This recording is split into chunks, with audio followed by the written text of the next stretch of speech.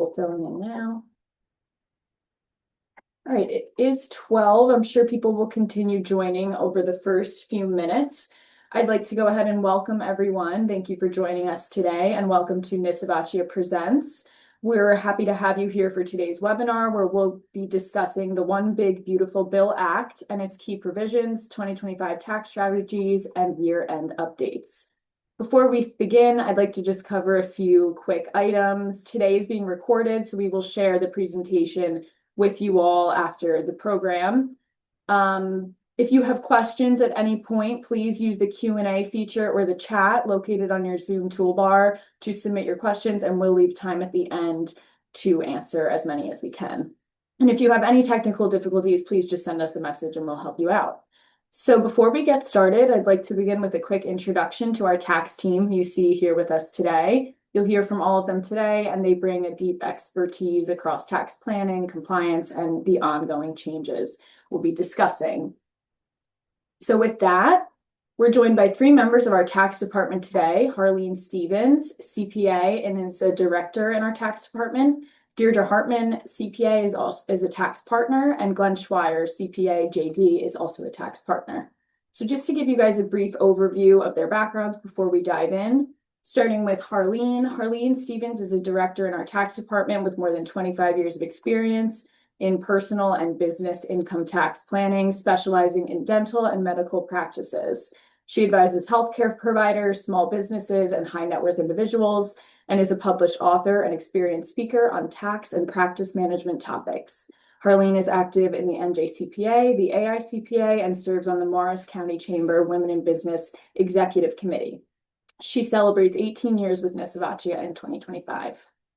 Next, we have Deirdre. Deirdre Hartmann is a tax partner with more than 25 years of experience in personal and business tax planning. She leads our healthcare group and founded and continues to lead our client accounting outsourced services department. Deirdre advises medical, dental, and small to mid-sized business clients and is a frequent lecturer on tax policy and business efficiencies. She's an active member in the NJCPA, the AICPA, the Small Business Council of America, and the Healthcare Leaders Association of New Jersey. She also holds Series 7, Series 66, and life and health insurance licenses. Deirdre has been with Nisivoccia for 19 years in 2025. And last but not least, Glenn Schwier is a tax partner specializing in estates, trusts, individual income tax, expatriates, and foreign asset reporting, and he leads our international business tax practice. He is admitted to the bar in both New Jersey and New York, and previously practiced estate planning law before joining Nisivoccia.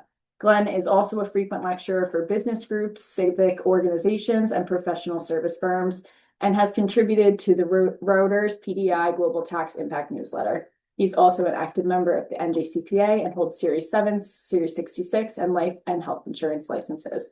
Glenn will be celebrating 16 years with Nisivoccia in 2025. So we have a great group of presenters in front of you today. And with that, we're going to get started, and I will pass it over to Harlene. Oh,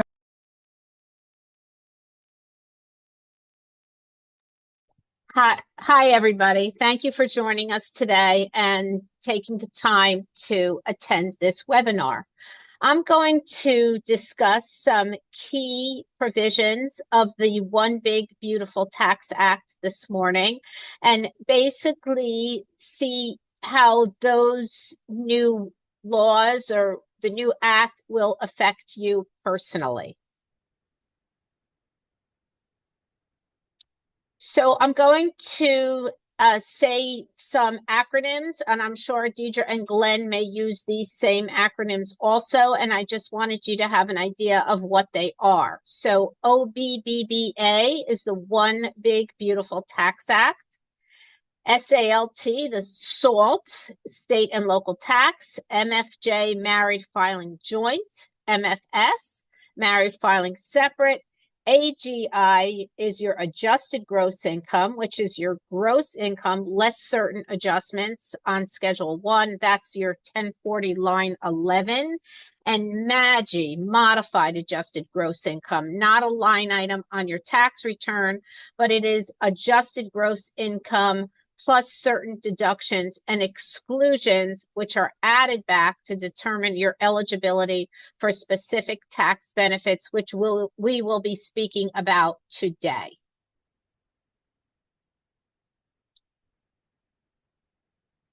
So some of the individual income tax changes that you might have heard about in the news. So let me just preface that I am talking about federal tax changes or federal provisions in this new act.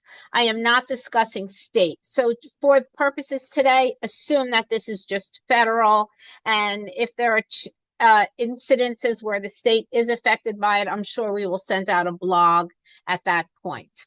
So the first thing I'm going to talk about is the senior deduction. You may have heard some hype about they're going to stop tax on Social Security.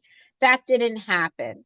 In lieu of that, there is something known as a senior deduction. So what that means is if you are age 65 or older, there is an additional above the line, not having to do with your itemized deductions, of $6,000 per person per year. You can claim that if you are single or if you file married filing joint. If you file married filing separate, you cannot take advantage of the $6,000. And you're going to hear us speak about some phase outs. So for this particular item in the act, if your income is, I'll talk about married filing joint, if your income is $150,000 or less, you're going to get that full $6,000 deduction. If it's $250,000 or more, you don't get it at all. And if it's between $150,000 and $250,000, you'll get some of the deduction. So it will be adjusted. So, and this deduction is available whether you itemize or not.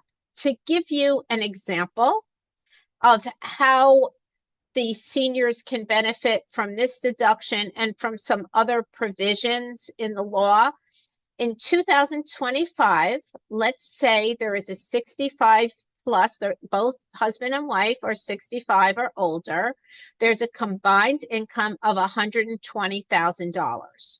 They are able to take the standard deduction of $31,500, plus they can take an age-related deduction of $3,200, plus they can take $6,000 deduction each for the senior deduction, thus reducing their taxable income by $46,700. Next slide. You also may have heard talk about eliminating the SALT, the state and local tax deduction. As many of you may know, the amount that we were able to take prior to 2025 as a deduction for state and local taxes was limited to $10,000. Beginning in 2025 through 2029, so these are one of the items in the act that is set to expire in 2030. If you are single or married filing joint, you will now get a deduction of up to $40,000. Married filing separate, up to $20,000, subject to the phase outs, which I have here. So once you married filing joint, your income reaches $600,000, that deduction goes away. Married filing single, once your income reaches $300,000, that deduction goes away also.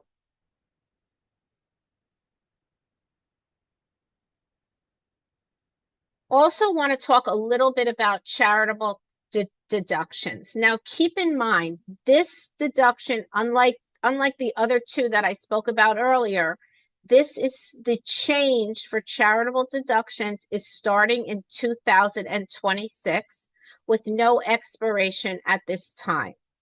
So for 2025, your itemized deductions stays the same. and your charitable deductions stays the same. Your itemized deductions for charitable deductions stays the same. So whatever you got prior to 2025 would be the same.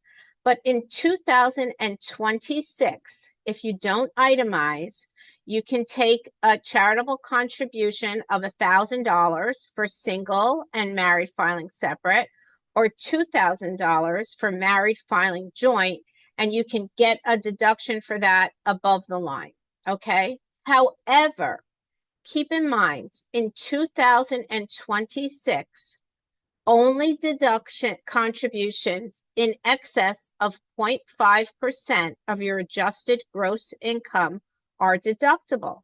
So for example, let's say you're itemizing and your adjusted gross income is $100,000. Only the first 0.5%, so the first 0.5% or $500 is not deductible. You can't get a deduction for that. Only contributions in excess of $500. So for example, if you make $1,000 contribution starting in 2026 and your income's $100,000, you could deduct $500. Another example is if your adjusted gross income is $1 million, the first $5,000 are not going to be deductible. So if you make $1,000 contribution and your adjusted gross income is $1 million, you get no deduction.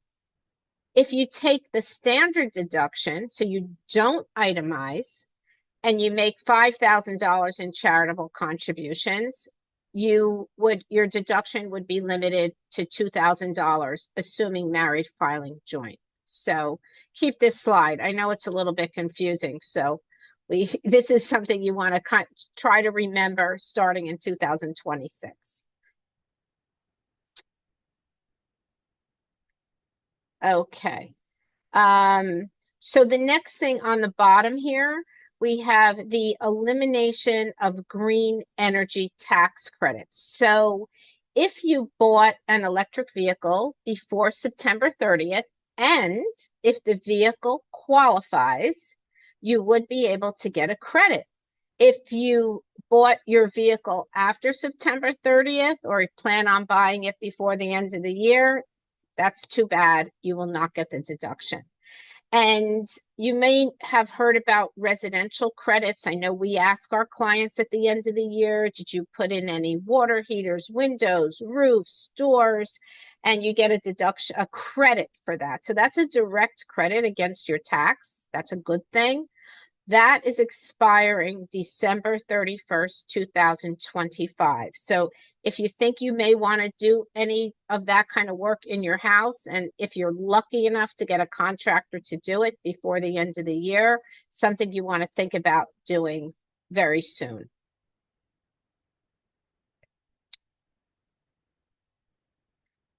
Auto loan interest. You may have heard, okay, there's going to be a deduction for, interest on auto loans.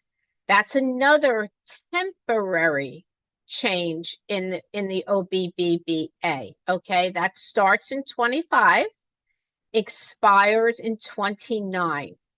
It's limited to $10,000 of interest a year. It goes away if you are single or married filing separate at $150,000, or $250,000 married filing joint.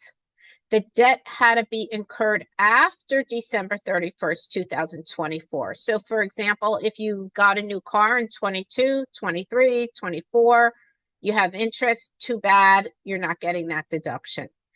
It has to be a passenger vehicle, final assembly in the US. Don't take your dealer's word for it. There should be a website. You could look that up if you think it may affect you. It has to be for personal use. It's above the line, so it's not going to be subject to itemized deductions.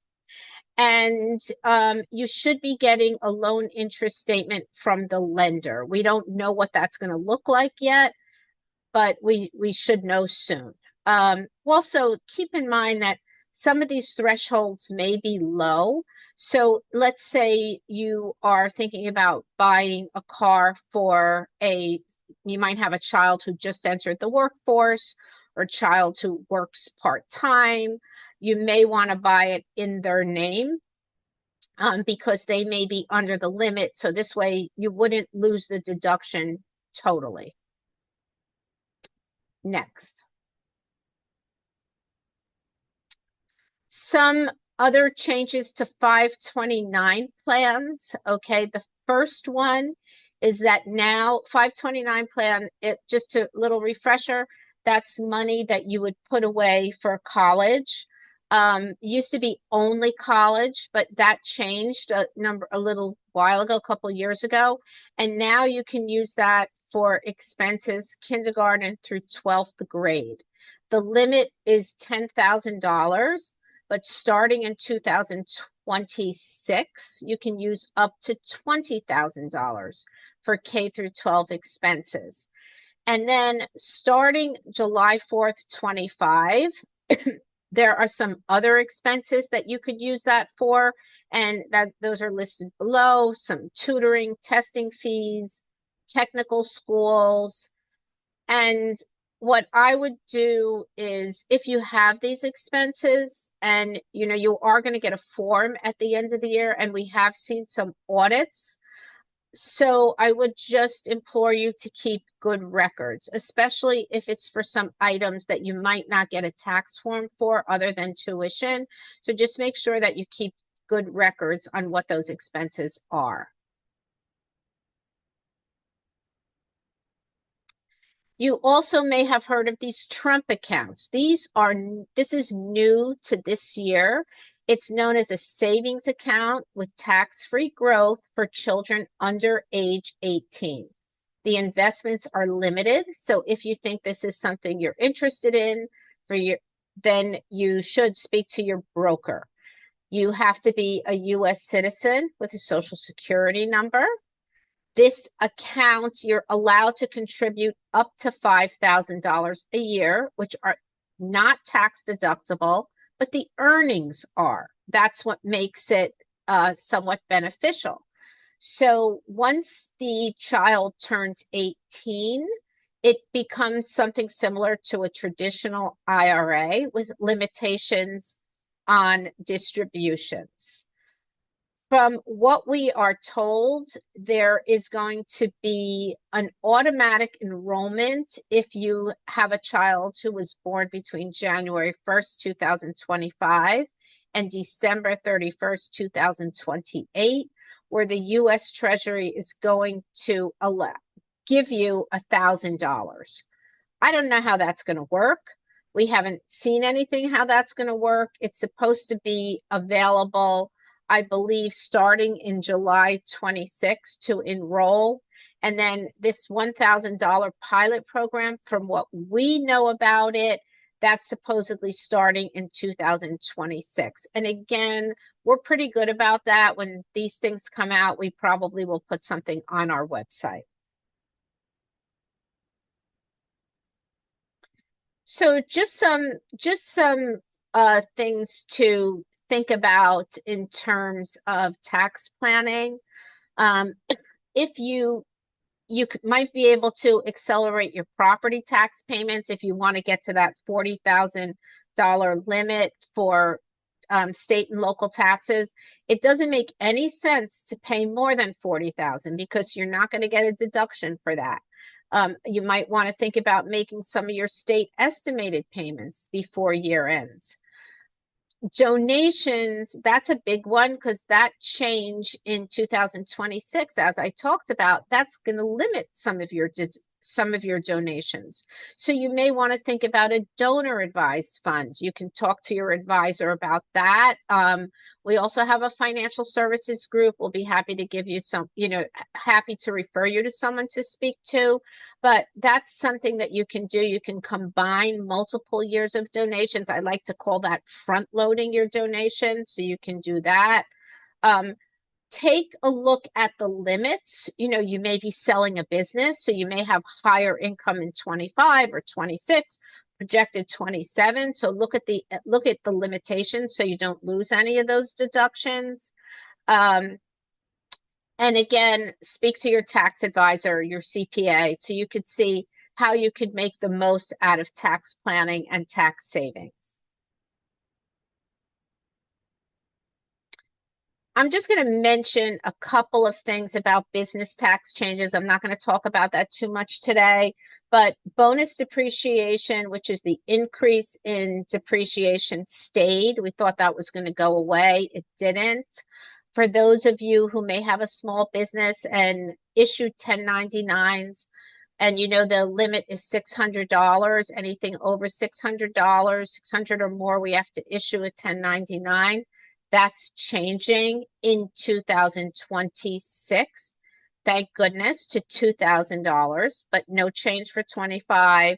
And then a 1099K threshold, if you get any of those are from like if you have any clients or customers that pay you on a credit card, the credit card company will issue a 1099K.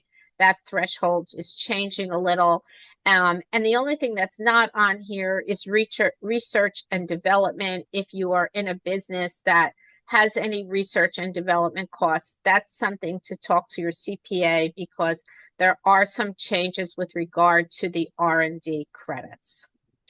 And that is the end of my part of the presentation. I guess I think we may be saving some questions to the end. Thank you very much. And if you have any questions, feel free to reach out to me via email directly also. Okay, everybody. Thank you, Harlene. That was great. So good afternoon, everyone. So today I will be speaking about the no tax on tips and the no tax on overtime. So Katie, you can move to the next slide.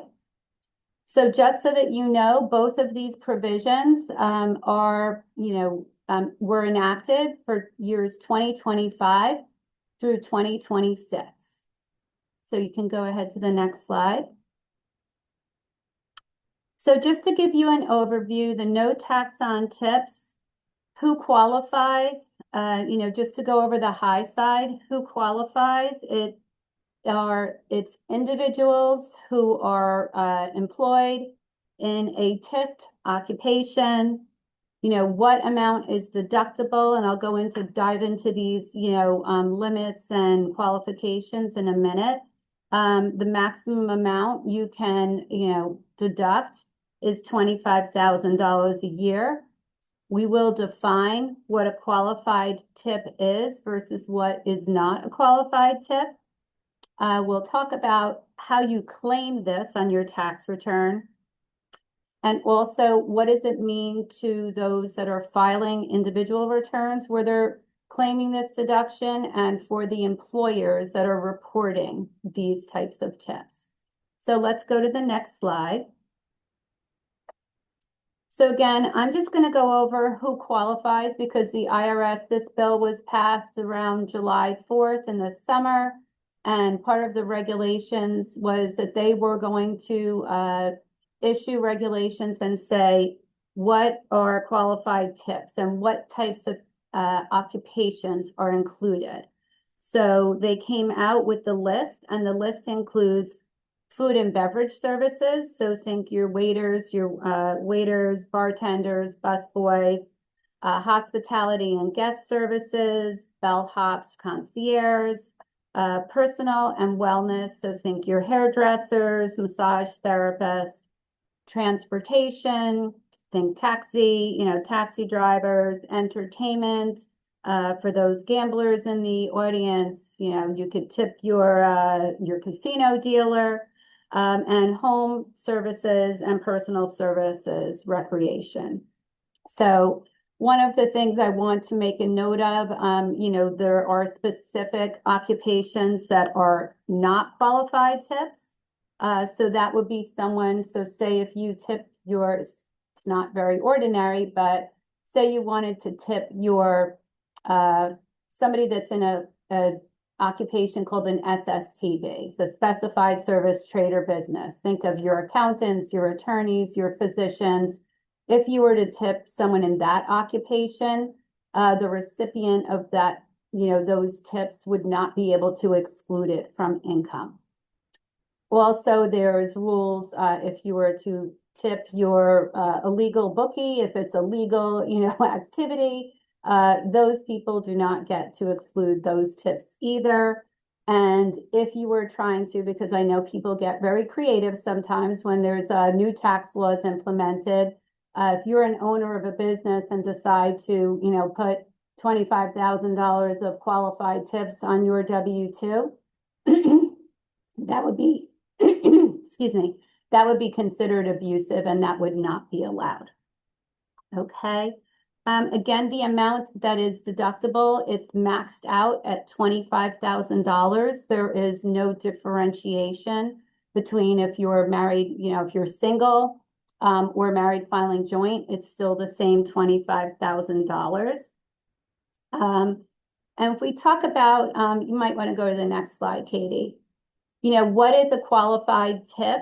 A qualified tip must be voluntary. So you sometimes will see if you go to a restaurant and they add an 18% gratuity on top of the bill, that is not voluntary. So that does not qualify as a qualified tip and cannot be excluded. Okay. In order to get this deduction as the individual, you must have a Social Security number. So you must file your return with a Social Security number. Also, employers, these, occupations have been added. So just go back one slide there, Katie. Thank you. So in the past, it was only food service businesses that were allowed to actually get a deduction on the Social Security taxes that they paid on tips to their employees.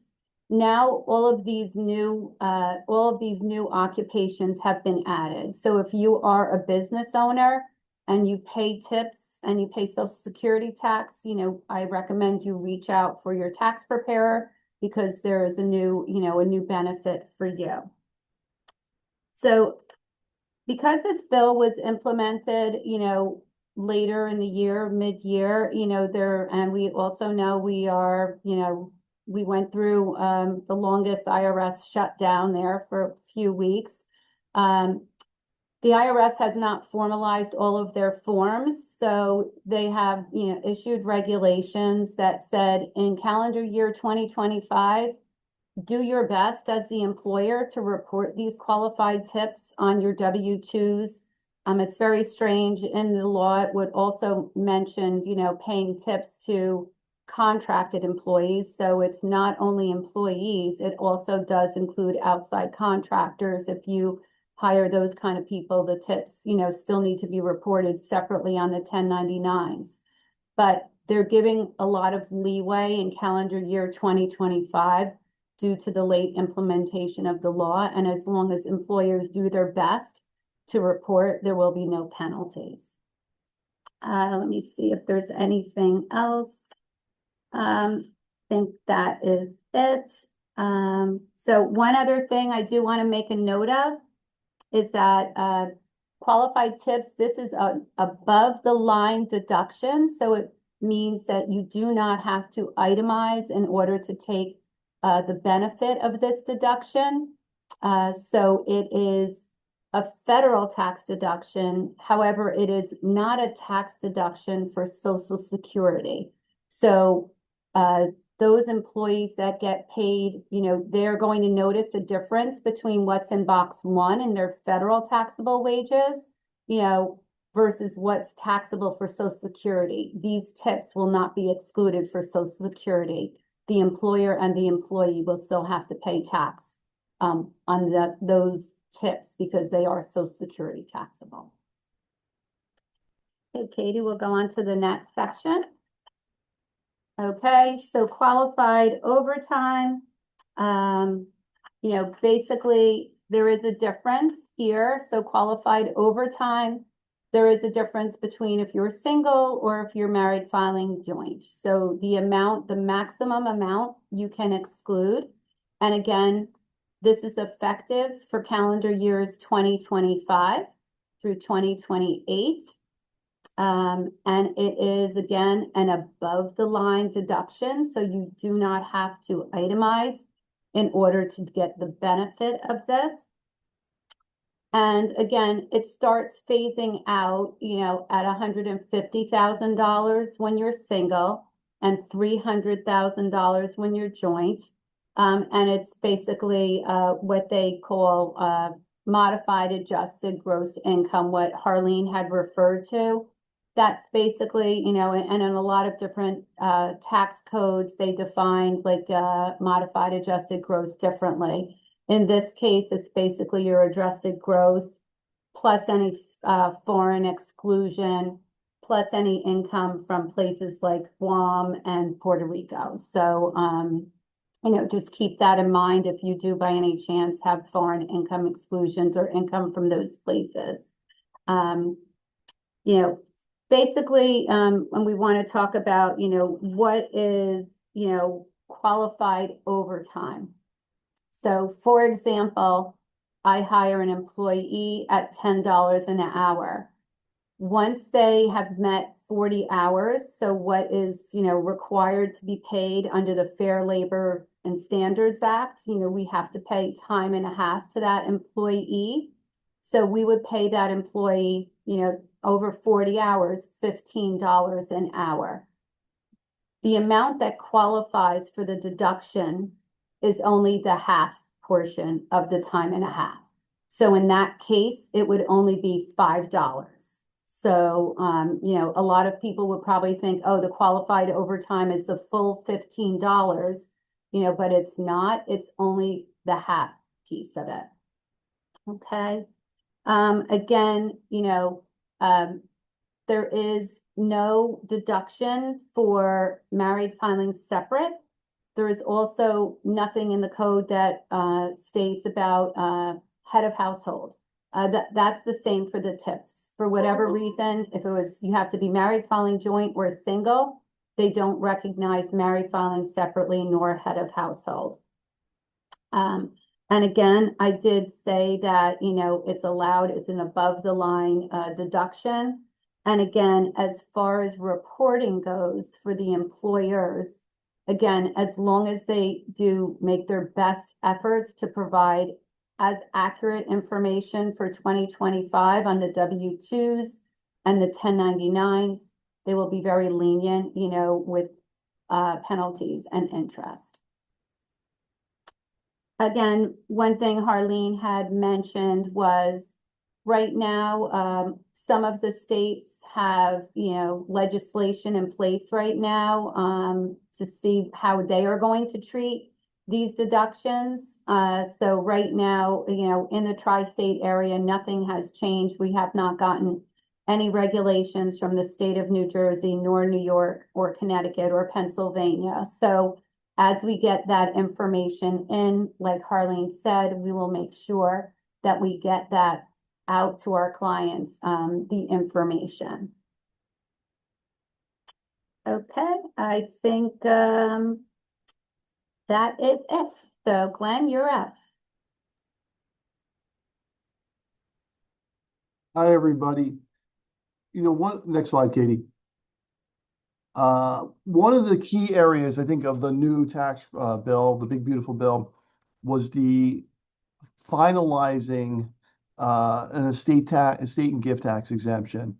As many of you know, 2017 tax reform basically doubled the estate tax exemption, which was a great thing. But the bad thing was it was going to expire at the end of 2025. So it left a lot of quandary for planning purposes. And some people were concerned that they should have to make large gifts at the end of the 2025. We've never seen the estate tax exemption go down, but theoretically, if it's sunset, the tax reform from 2017 increase in the exemption, it would have gone down about 50% to about $7 million. So one of the good things in the law was they extended and increased the exemption. Right now, it's $13.99 million, so almost $14 million for 2025. In 2026, it goes up to $15 million. And keep in mind, this isn't an income tax. This is a state tax, estate and gift tax. So this is based on assets. So if you gift a house, you gift your brokerage accounts when you pass away, your bank accounts. So this is accumulation of assets, not income. So one of the great things about now being $15 million is now a married couple, they can gift or leave as a bequest $30 million combined, which is a huge amount of money. And essentially, I think for the vast majority of us, unfortunately, we're below that $30 million threshold. So the vast majority of people in America are not going to pay any estate tax. And, they have different concerns with their estates rather than the estate tax.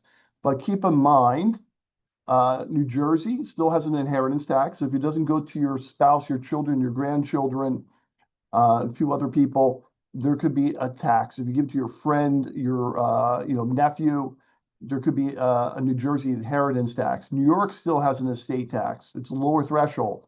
And Pennsylvania has an inheritance tax. So many states still have an inheritance tax or an estate tax that might affect you if that's your resident state or you have property in the state. Katie, next slide. Portability. This is like, I like to say the lottery winner. Unfortunately, say your spouse passes away, your estate's only $2 million. There's no reason to file the estate tax for an estate tax return. It's an expensive process. You have to file with the IRS and gather a lot of information to file that. You win the lottery for $20 million or some other situation. The IRS gives you up to 5 years to file for portability. That means you get your spouse's $15 million exemption on top of your $15 million exemption. So now you've got $30 million exemption.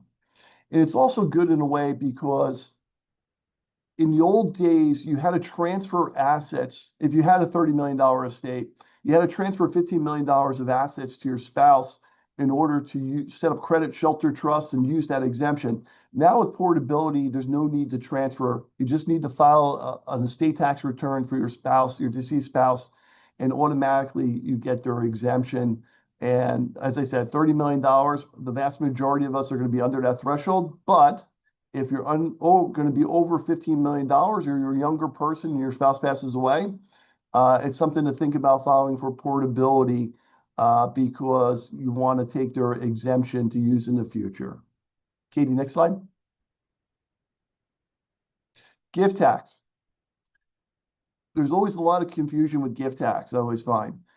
There's the annual exclusion, which is you can give $19,000 per recipient. So each person, I can give $19,000 to everybody on this call.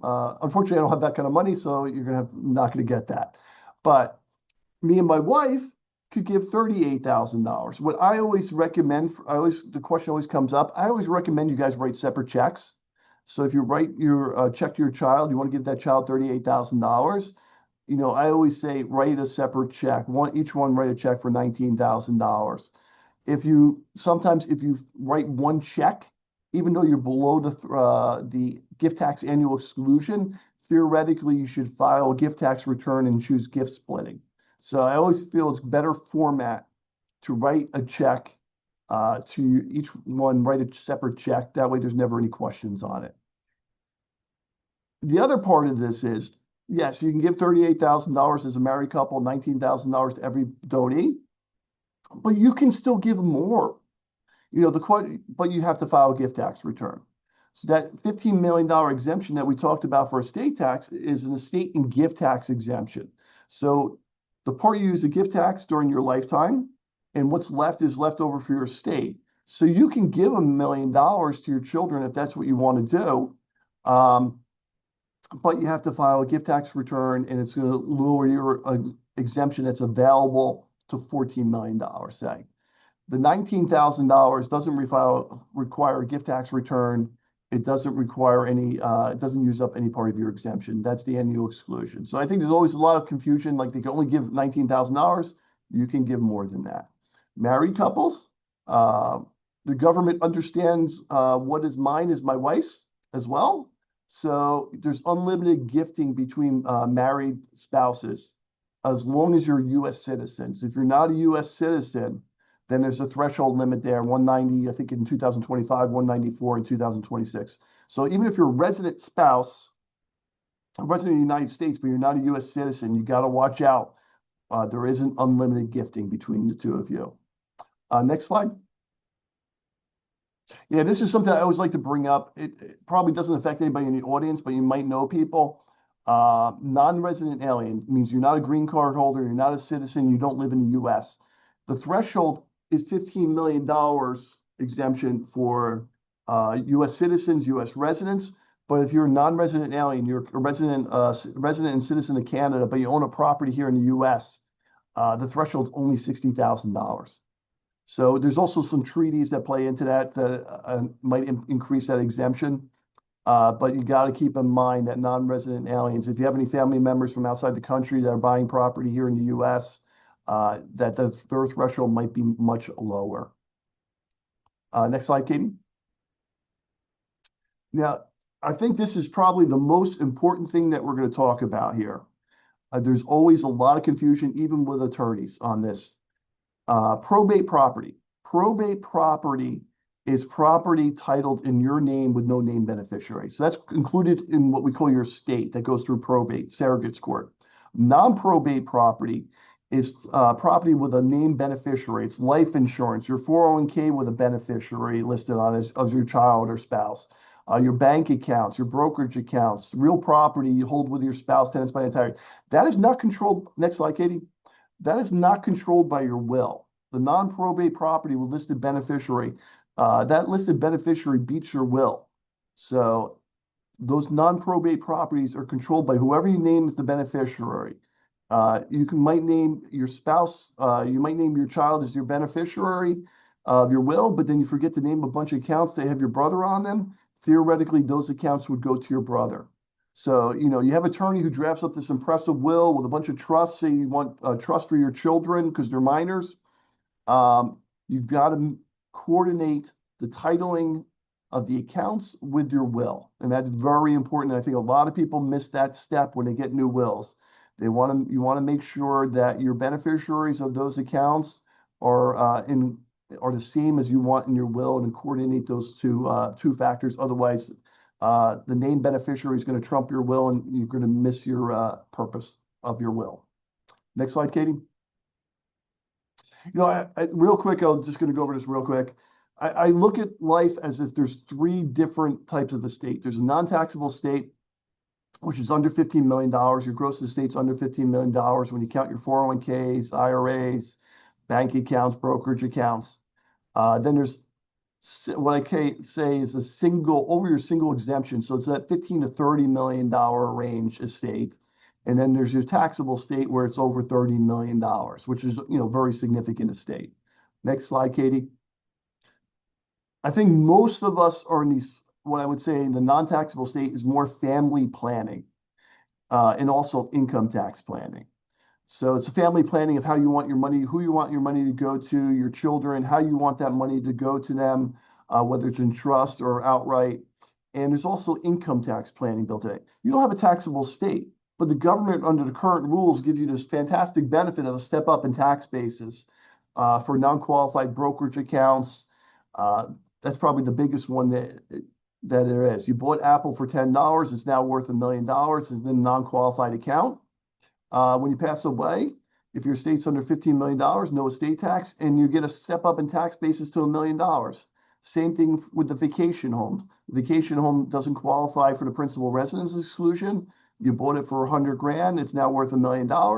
If you hold it to the time you pass away, you get a step up in tax basis for up to $1 million. So even though you're not subject to estate tax, it comes down to the family planning and controlling your testate purpose, your purpose of where you want your assets to go, as well as income tax planning. Next slide, Katie. The single exemption, I think the biggest one here is we already talked about is portability. So if you're over the $15 million exemption, you want to file for portability, get that $15 million exemption of your deceased spouse, and then you're good up to $30 million. So that's probably the biggest part of that planning. You can also go into some gifting and things along those lines as well, but that's the biggest one is filing for portability if you're in that $15 to $30 million range. Next slide, Katie. $30 million, then you got to dig in and do some good planning. Because $30 million, the estate tax rate, I believe, is about 40%. So if you're $1 million over $30 million or $15 million if you're single, you're looking at $400,000 in tax. I have, we all have our personal opinion on that. You pay taxes as you accumulate that money the rest of your life. Should you owe it? Well, the government says you do. The other side of that is I have some clients who say to me, I'll be passed away if my family, they're getting $15 million and they pay $400,000 in taxes. It's not that big a deal. I personally try to leave as much to my family rather than the government that I possibly can. But 40% of the assets is, say, $5 million, that's $2 million in taxes. So that's a huge amount of money. Katie, next slide. I think as we come up to the year end, even without worrying about the estate tax threshold, I think it's always a good time to take a look at your old documents. A lot of documents going back years, the estate tax threshold was $675,000 in like 2001. Then it went up to $1 million, then $2 million, then $3 million, then $5 million. Now it's up to $15 million. A lot of those old documents have trusts that's probably going to be overfunded or not needed. You also might have executors. Your children might have been minors. Now they're adults and they can be the executors or trustees. So I always think it's a good opportunity to go back and look at those old documents and, take a look, and maybe it's a good time to update those documents. The other thing I think is also the gifting. Cash is always a great gift. Your tax basis equals the cash. But before you gift other assets, you really want to look at the tax basis. If you're under the threshold of paying estate tax, it might make a lot of sense to hold that asset to the date you pass away. You generally want to gift high tax basis assets so you're not gifting a tax problem to your child. Next slide, Katie. Real quick, these are my tidbits. I think many people are aware of these 401ks, 403b plans, 457 plans, 2026. The catch-up provisions have to be Roth. So your Roth, if your income's over 150, the catch-up contributions that you make are going to have to be Roth. If you're an employee, there's some weird aspects to this. It seems to be the law base is based on FICA wages, which are employee wages. It does not mention self-employed. So the current interpretation, the IRS could always disagree with this on later down the road, but the current interpretation is if your prior year wages were 150 or more at an employer, then your next year, your 2026 catch-up contributions, your over 50 contributions to your retirement plan would have to be Roth rather than traditional deductible contributions. But it doesn't seem to apply to self-employed. Next slide, Katie. This is the other one that's, I think, kind of been missed a little bit as well. Age 60 to 63, 2026. You get to do a little bit more catch-up contribution. So you get to do $11,250 catch-up contribution, a little bit more than the traditional over 50 catch-up contribution. The other side of that as well, it seems like that 150 threshold applies to the additional catch-up contributions as well. So that 11,250, if your income was your wages in 2025 are over 150, for FICA purposes, you'd have to make those as Roth contribution rather than deductible contributions. Next slide, Katie, please. Real quick on these, the IRS is moving towards everything electronic. And part of that, September 30th this year, they passed something that they didn't really apply to back year returns, but I assume they're going to apply it more strictly to 2025 returns, is they want direct deposit of all refunds. I think they feel like the checks are stolen or a higher degree of identity theft issues when it's not direct deposit. So they're moving to direct deposit of all refunds for 2025. So don't yell at us when we ask for your bank information. The IRS is demanding that they want the bank information for direct deposit. It's not us. The other one, payments. I guess since the government's bringing in money, they're not as strict on that as yet. It seems like they're moving in that direction, but we checked on whether Q4 estimates 2025 need to be paid electronically. At this point, they do not. It doesn't seem like payments are impacted. IRS will probably come out with that in a few years, but right now they're accepting checks as payments still. Katie, next slide. Real quick, if you have an identity protection PIN, that is a PIN. You've had an ID theft issue in the past, and the IRS sends you a letter, generally in late December, early January, with a PIN. We need that PIN to e-file. So I always like to remind people, without that PIN, you can't electronically file the return. So if you get a letter from the IRS in December 2025, early 2026, keep that letter for us and provide that letter so we have that ID PIN so you can e-file. The other thing the IRS is really, really pushing right now is this ID Me, where they want all taxpayers, tax professionals to set up an account with the IRS. They want a driver's license photo or passport, and as well as a selfie. Selfie was a little surprising to me, but they want a selfie. Next slide, Katie. And basically, that you can still make payments. I use personally direct payments online on the IRS, so I don't use them through an account, but you could do them through an account, and it allows you to have access to additional information. So if you want sure how much you made payments to for 2025, you can go online and check your payments if you have this ID Me account. So the IRS is moving more and more towards that type of system where they confirmed your ID, have your own separate account with the IRS to log into. It's not required right now. You can still use direct pay online for the IRS, but they're moving more and more for security purposes to these ID Me accounts where you've sent in a driver's license and had sent in a selfie with proof of ID. ID theft is literally billions and billions of dollars a year. The IRS is, issuing refunds for billions and billions of dollars a year, 10, 20, I'm not even sure how many billions of dollars. It's an astronomical amount of money that is going based on fraudulent tax returns. Unfortunately, probably some of you experienced that, but all this is started the process of the IRS getting more electronic and more secure. And that covers my presentation. Great. Thank you, Harlene, Deirdre, and Glenn, for that informative presentation. I thought that was great.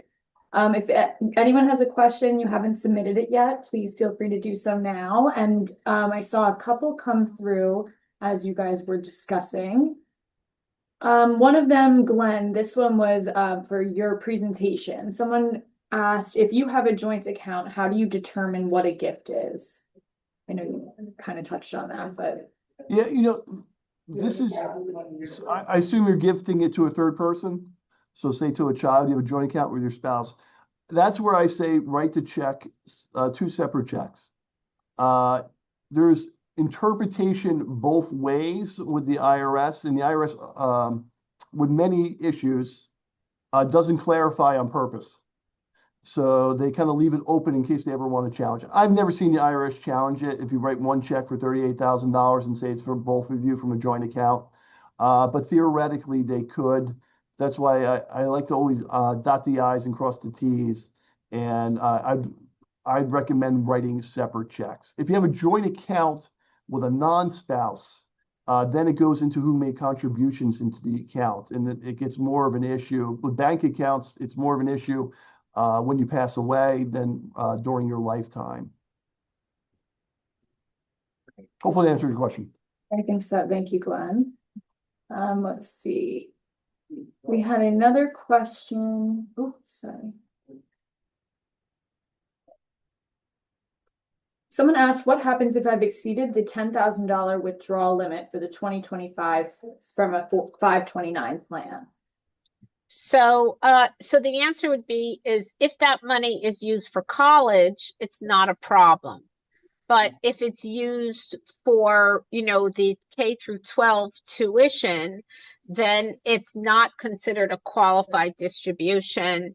And that would have to be included in the gross income of the portion that represents earnings would be considered income. So I guess, if that does happen, you'd have to talk to, your bank or see if you could put the money back in before the end of the year. But it would just be the earnings that would be considered income, would be taxable. Great, thank you, Harlene. Someone else asked, did the One Big Beautiful Bill Act make any changes to the educational exclusion for taxable gifts? As in, our contributions to 529 plans still taxable gifts? No change. 529 contributions or your contribution, generally you can front load those for 5 years. But in general, they're a gift, and generally, if you're just giving under the threshold of the $19,000, no issue. If you're giving more than $19,000, you should file a gift tax return, and you can actually front load up to 5 years of that upfront without using up your exemption. Great, thank you, Glenn. And one of the last questions here, I think, someone asked, does everyone 65 and over get the deduction / credit regardless of if they are an SSA beneficiary? And the answer would be is that's subject to the thresholds that I talked about earlier. So even if you're getting Social Security and whatever, you could still get it, but you have to look at what those thresholds were that were earlier in the presentation. Are we going to be, can the participants get a copy of the slides, or they got one already? Yes, that was the last question here. Someone asked is if we're going to send out the presentation. Yes, so we'll send out a copy of the presentation as well as the recording. And I just wanted to share everyone's contact information for after the fact. Can you guys see that?